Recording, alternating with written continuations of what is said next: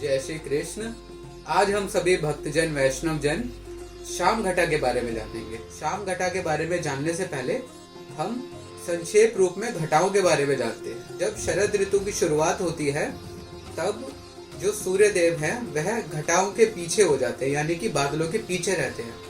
तब विविध तिथियों पे और विविध दिनों पर सूर्य का जो प्रकाश जो घटाओं पे पड़ता है वह अलग अलग रंगों के हिसाब से पड़ता है। जिस दिन जिस रंग की घटा होती है उस दिन उसी रंग के ही श्री ठाकुर जी के साज, वागा, तकिया, गादी जी, खंड पाठ सभी के वस्त्र उसी रंग के ही होते हैं। जैसे शाम घटा के दिन श्री ठाकुर जी के जो पीछे का साज है, श्री ठाकुर जी को वागा जो धराया जाएगा, गादी, तकिया सब शाम वर्ण के होंगे, यानी कि काले होंगे।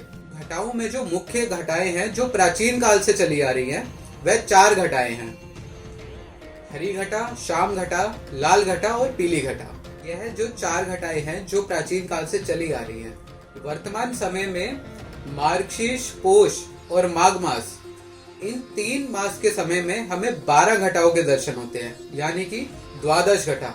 यह द्वादश घटा द्वादश कुंज के भाव से दर्शन किए जाते हैं। वर्तमान में जो हमें द्वादश घटाओं के दर्शन होते हैं, यह जो 8 घटाएं हैं यह नाथद्वारा के तिलकायत श्री द्वारा प्राचीन काल के बाद इनका समावेश किया गया और वर्तमान समय में तब से लेकर अब तक हम द्वादश घटाओं के ही दर्शन करते हैं।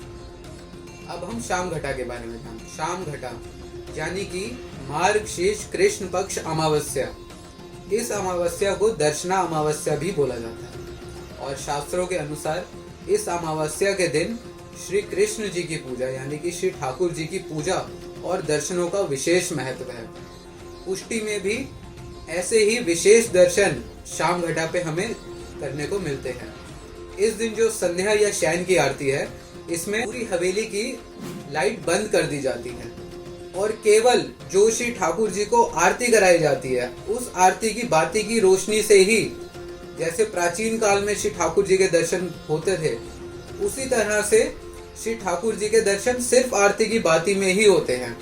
और यह अत्यंत अद्भुत दर्शन वर्ष में केवल 2 बार, यानी कि हरि घटा और शाम घटा में संध्या या शयन की आरती में ही किए जा सकते हैं। जय श्री कृष्ण।